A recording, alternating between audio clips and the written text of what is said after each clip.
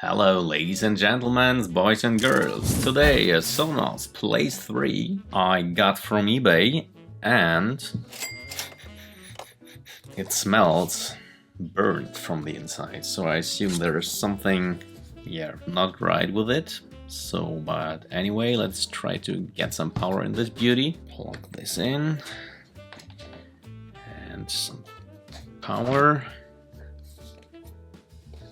And as you can see, you don't see a thing, so it's totally dead. So let's crack it open. So we need to remove this grill here.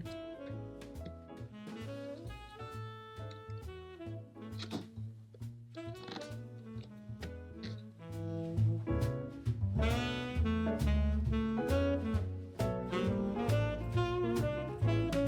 think there's some glue on the edges.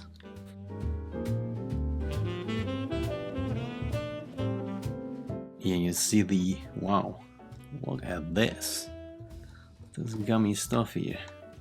Wow, what the? Hello, it's me. Gummy. Hey, Gummy.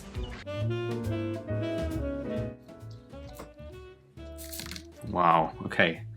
So was quite hard to remove. 1, 2, 3, 4, 5, 6, 7, 8, 9, 10. So of course we do have here a warranty void if opened, and yes, let's void the warranty. Oh no, I've done it. Damn it. So let's go with this one here. Yes. That's quite some long screws, have a look. So let's see.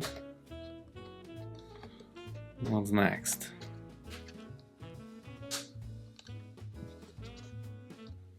How can we lift it?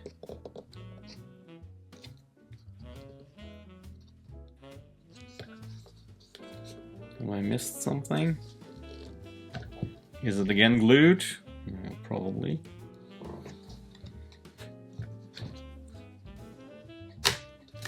Okay.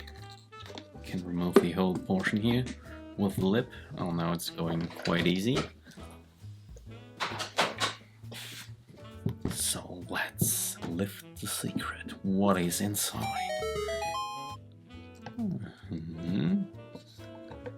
Okay. Oh yeah, and it smells really... it smells really unpleasant. The question is how to remove it. So let me grab my phone to take some pictures. It's always a good idea to have some references. Let's try to remove the speaker cable here. Perfect. Okay, how about this one here? What is it? Okay, well that's obviously the antenna. There's something here. See the blue stuff inside? That's where the cable goes. Let me remove this here and get all of the guts out. Okay, so this you can just lift up. Okay, I'm a bit nervous about maybe the capacitor that... Oh, and I see something that just blues. I will show you in a moment. Okay, let's see. Let's remove this cable here. Okay. I'll try to get this out. Okay, I think I need to remove... It's hard to see, but here inside there is the main plug that's screwed in. I will just unscrew it.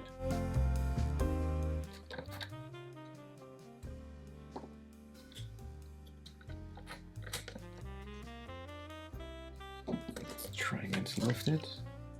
And voila. So, okay, so the rest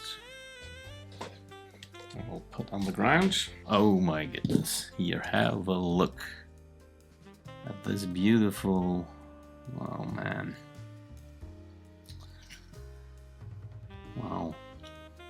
Okay, so something blued. And I would say it is this cap here. Yeah, but I think this one here is definitely destroyed. There's no way to repair it with that man. Let's try to get off the burn marks and hope that nothing important inside the PCB is damaged.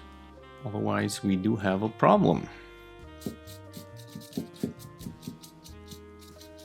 Hard to see. So, but anyway, let's try to remove this cap here. And see. Maybe we can first remove the glue.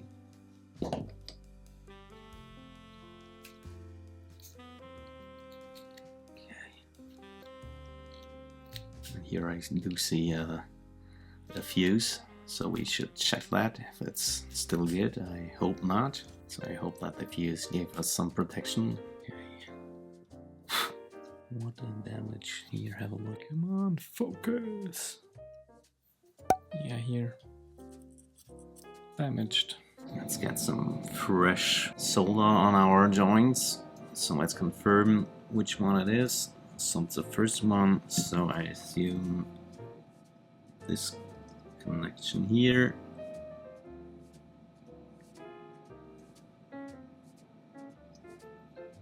And of course, I forgot flux. And I'm always praying you, just use flux.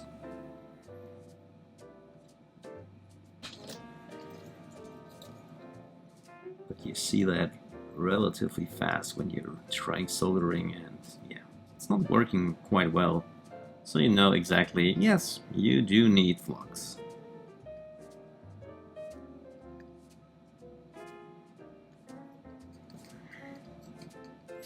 So, okay, so let me try to pull it out. So just to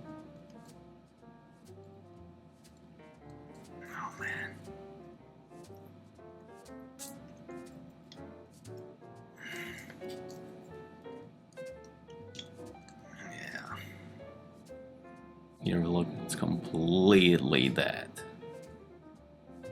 Wow, wow, and it smells horrible. We see the hole damage, and you see the pin is still stuck here. So I need to remove this. Yeah, and of course, I am not sure. I think we do need to test the bridge rectifier, if it's still good. Yeah, we'll just go over it. Let's try to clean that with cotton swab and IPA, so cleaning alcohol, so to say. So when we do look closely, we have this plane here. That looks fine. So it's just solid. Yeah. Solid. A solid area here all around. And this one here is the black side. So I would assume this and this should be connected. Let's check if it is. So let me turn continuity mode and let's see. So I said this one and this one. And you see it's connected and it's connected, so that's good. And you see here, that's not connected. That's good. Not sure if this. Yeah, that's fine, of course. Yeah, sorry, forget. So this here, you know, it looks all okay. Okay, let's try to get this pin here out. So we'll take a tweezer. Try to grab the pin from this side here.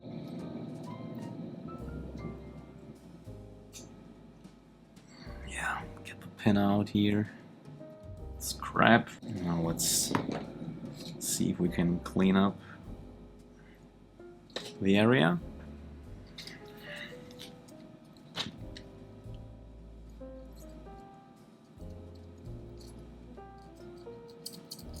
killed 3 here. Nice. Okay, that looks a bit better. Let's use one of these here. It's normally used for sensor cleaning, but I like to use them here for things like this. Cleaning flux and yeah, hopefully a bit of the other stuff here. The burn stuff, and you see it's doing a good job with this. Let me try to get rid of the mess here a bit. Okay, so now let's see. This is a 3.33 microfarad, I would say. Yes.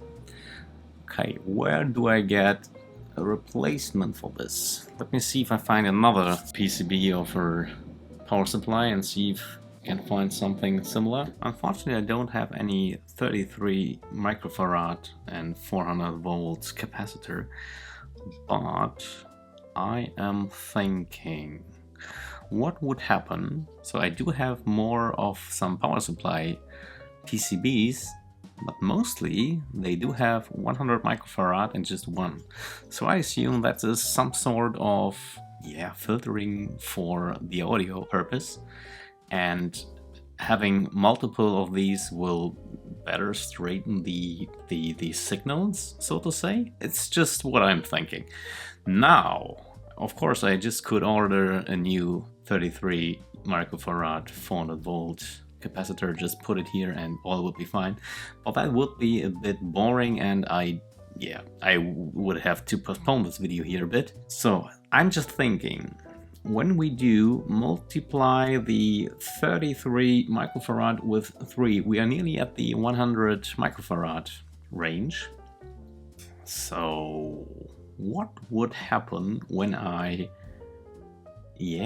just desolder another one of these and put this one here? So we would have the 33 plus this one, and we would have the 100 microfarad. So they are connected. So it doesn't matter. I do think it doesn't matter. Not completely sure, of course. I'm not an expert, as you know. But that would be an interesting thing to do. But please don't copy what you see here. It's just fiddling around, and please don't repeat anything I'm doing here. It's just for entertainment purposes here, okay?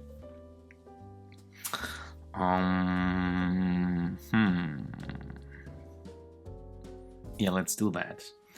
Oh, and that we do have here 400 volts and here 450 volts. That's not a deal, because this is just the maximum rating, so that would be a bit better, but yeah, it doesn't matter. It would be just worse if this number would be smaller than 400, so then we would have a problem. So let's remove a second cap. Let's go with this one here. Let's see if I can get through this glue. Yes, okay, now it's separated. Good. Perfect. Nice. Well, you know what? I mean, I don't think that I want to put a new cap here if I can avoid it. So, and I'm not sure if this one here isn't too small, because the other one is a good portion bigger, I think. At least it seems so. So here I would have a little bit more space around. So I think I will remove this one here.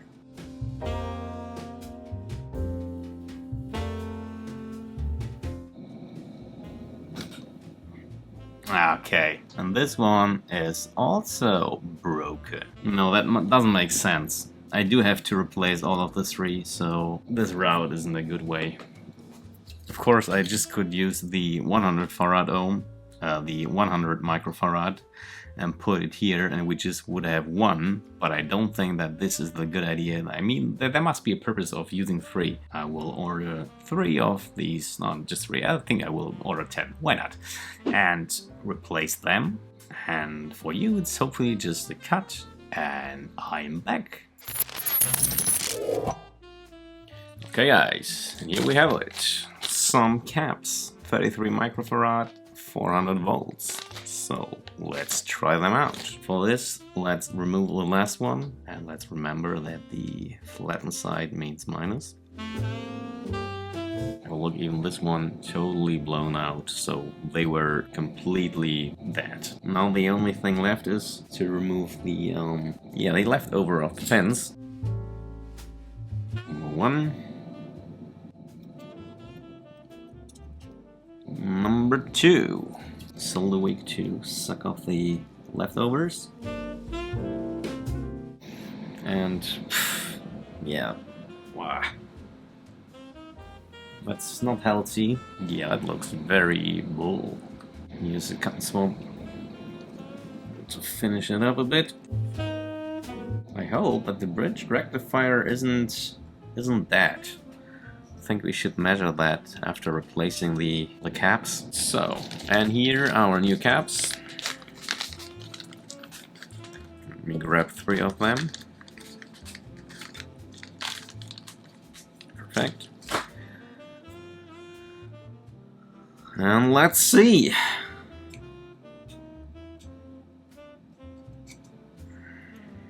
Okay, so be correct, minus with the flattened side. So let's band it. Perfect.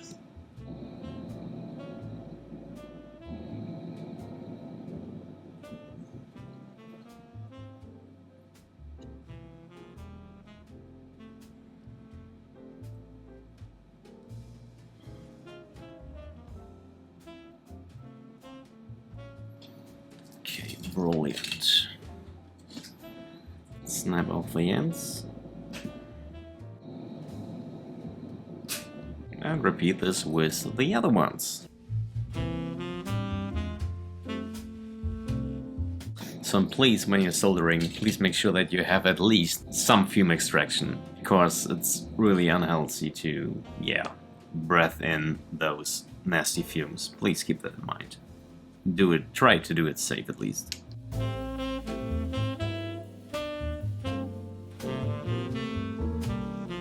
Okay, at least this part is clean. Okay. Let's turn off the fume extractor, and hopefully we don't need the iron anymore. Let's see if we are able to measure our components. So let's see, what do we have? We have minus here, and the last one should be here, and what do we got? Yeah, have a look. We got 94 microfarad. That's, it's not exactly 3 times 33 microfarad, but it's close enough. And in its range, I would say. Okay, perfect. So that's fine.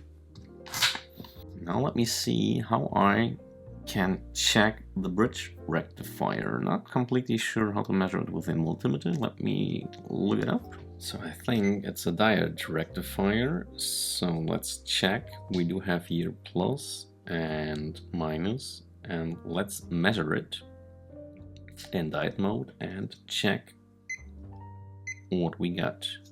And in diode mode we do switch the leads, so otherwise we'll get another voltage drop. So the minus of the ground one goes to plus, and this goes to minus. Yeah, okay, I think that's in range. Yeah, that's good. Perfect, that's nice. Now let's check this contact and this.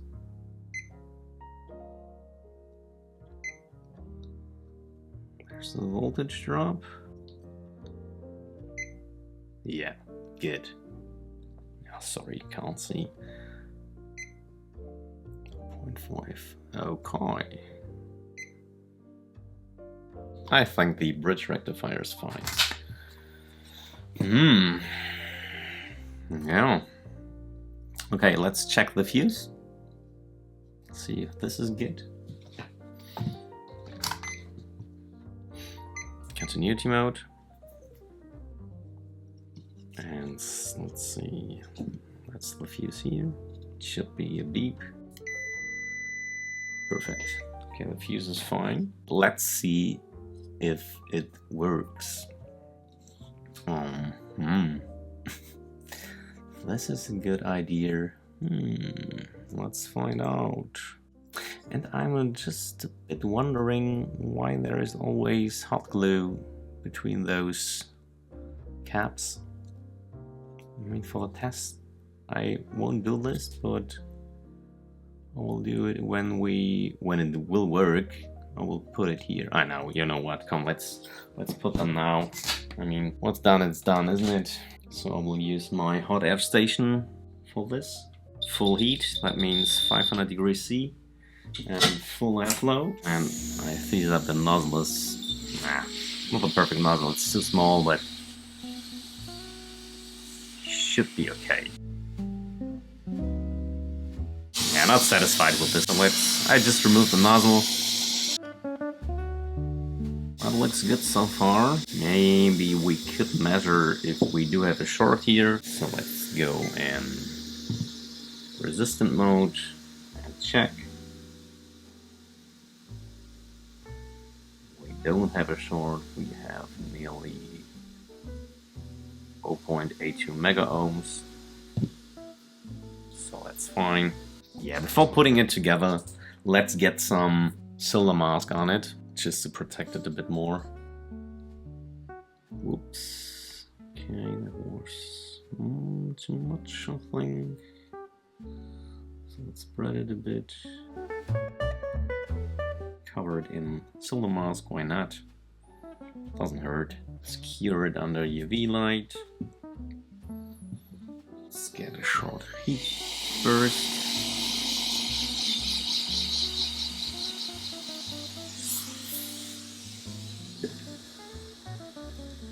All around. Second pass done. Another heat burst. Now let's do the same on this side here. So the question, of course, is, can we fix that? I haven't said that for a long time. No, the problem is we're not sure if one of the caps just shorted out and causing the problem, or if another component causing these caps to pop. Yeah, that's something we will find out soon, I think. Of course, I'm hoping that the cap was, or one of the cap was bad and all other one was just down the cliff. If not, I think we will hear another boom when putting it in. At least I assume that it was going boom, or someone else. I just bought it this way, so I'm not sure. So let's see. I think it was this way. Okay, that goes here. Okay, this was the one I was looking for. Okay, so put this here. Then this one here. I assume it goes here. Yeah.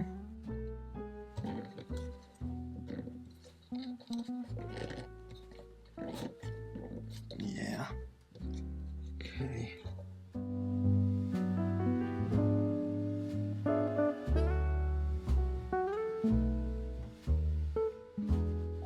Okay, so that should be it. Oop. Now let's reconnect this cable here. Reconnect it. Put it on. Now let's see. When we place it here, you have your fuse for this one. So this is not connected yet to mains. So it's safe for me to plug it in.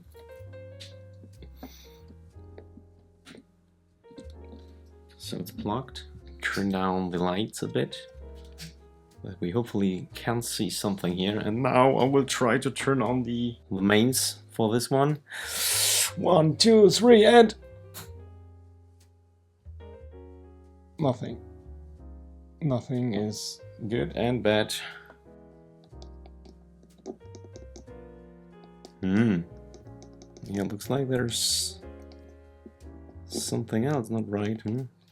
So when I'm not mistaken, we should have here something that we could measure theoretically. At least standby power, I would say. Yeah, let's try something. Okay, that's a bit, so please don't do anything I will do here, it's dangerous. Let's plug the mains. The upper side here should be ground. And let's see what we do, what we got here. Nothing. Nothing. Nothing. Nothing. And nothing. So that's definitely not right. Theoretically, these caps we just soldered in, we should get a measurement there. This should be, I mean, it's plus and minus, so it couldn't be AC. So it should be DC, so we should see something here. Let's check. 10 volts. So I think that's a bit low. Why would there be 400 volts caps when it's just, I mean, that's the hot side, isn't it? So I mean, this one here should regulate it down to some extent. I have to say I hate power supplies. I'm always struggling with them. Markus from the future here. I was absolutely right with my assumption that 10 volt is not correct. The voltage should be at least equal to the mains voltage, so in my case around 230 volt. So I took some time to research and I found a topic on the Sonos community webpage where someone had a failed Play 3 power supply with the same issue. I will put the link in the video description for reference. Let's go on. So I read in the Sonos community that someone had a similar problem. So, and it seems to be some kind of signature fault of these Play 3 power supplies, because every time you look it up, you see those blown capacitors, or at least one of them. And it looks very similar to the fault we got. Someone mentioned that he needed to connect one of those, so they are just in parallel, one of the positive lead from the capacitor to connect it to the positive side of the bridge rectifier. So, and that would make perfectly sense. Maybe you remember that I measured across the caps and I was a really bit confused that I just got some around 10 volts or something. So that means that this line isn't probably connected. Let's do that. I just scratched away a bit of this side here. That's the positive side of one of our new caps. And let's connect it with this here. That's the outer pin. And to do this, here, have a look. I found a thick wire that came from yeah, what is it? It's for mains, but inside the building, so this here has a solid core, but it doesn't matter, so it's just a bit stiffer. So the idea is now to place it here. Of course we have to bend it, maybe something like this, and that's always a bit of a problem. It was a relatively thick layer of solder mask. When we place it here, it's often so that you just cure the upper layer. So when you apply it too thick, that's what happened. It's just not curing completely down, because your UV light for curing won't reach the bottom. Yeah, so I'm just a bit messy now. Yeah, let's first put some fresh solder at those joints here.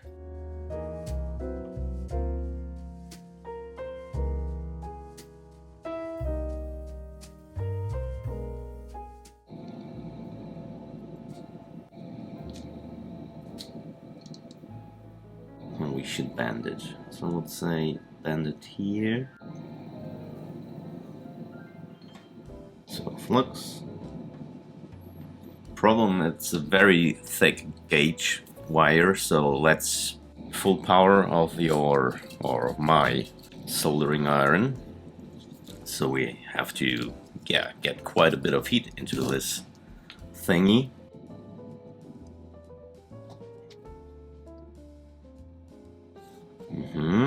Yeah. Same story here.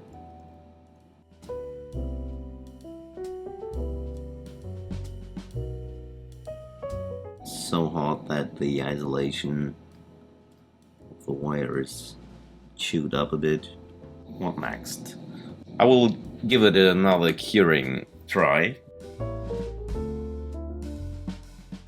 Okay, let's measure and see if our connection is right. So meter in continuity mode.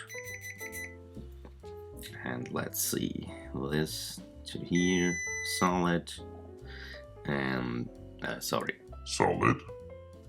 And from here to here, solid, solid. So this connection is definitely there.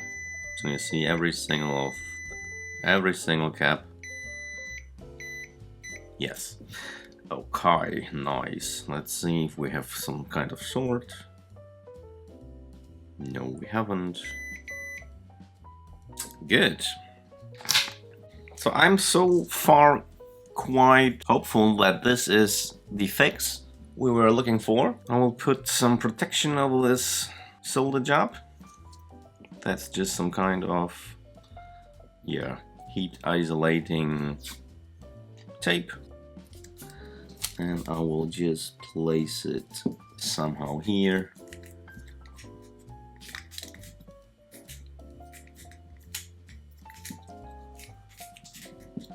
Yeah, maybe like this. And let's put some hot glue here so that this is again fixed in place.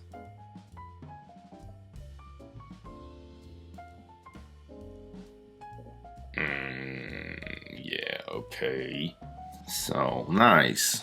Yeah, I think let's just try to measure if we get something around these caps now. And of course, I hope that nothing will explode. So I will shut off this here. But when I plug it, there is nothing happening.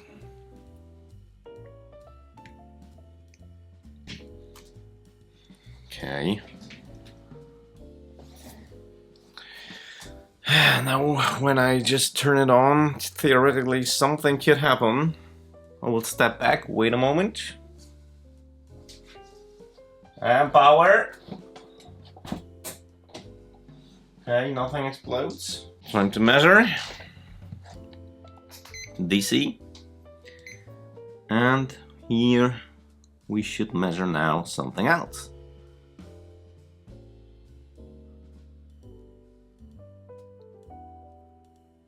And here, voila, that looks more like it. Okay, now I'm curious. Now this line here, that's what will get power into the speaker later on. So let's see. Here is the cap, there's minus. Let's put it here and let's see. What do we got here? 5 volts. 5 volts. Okay, I think that's enough. I think that's okay. So that means at least we do got power that makes sense. So 3 volt would make sense, 5 volt would make sense. I'm not completely sure if every line of power is there. I don't have any schematics, so I'm not really sure what those values should be. But at least we got something. That's good. So let's put it back together and hope for the best.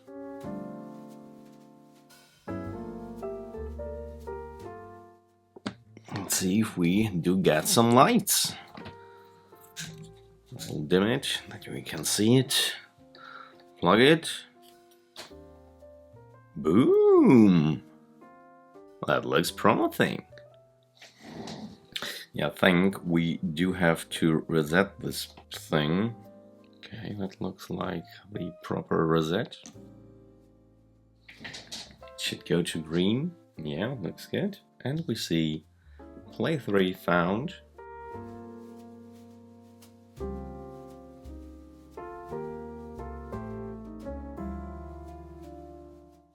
Yeah. Okay.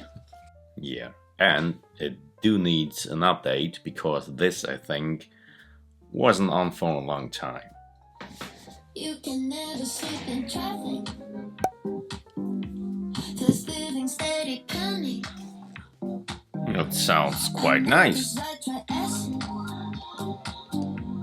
Now I see through your head just like gadgets. You tell me with the two hands and two bands. Good bass. Wonder what you think's I like. Need to get I'm thrilled with the outcome, and it's been a blast getting this speaker back in action. Originally, I purchased the speaker for parts to replace the speaker cone of the Sonos Play 1, its smaller counterpart. Little did I know the Play 3 speaker we just repaired is compatible with the new Sonos app S2. I'm delighted that I can now make use of the entire unit as a speaker. If you enjoyed this video, please give it a thumbs up and consider subscribing to my channel if you appreciate what I'm doing. Your support would greatly help me gain more attention on YouTube and keep me motivated. Have a heart for broken devices and give them a second chance. Stay healthy and see you soon. Bye.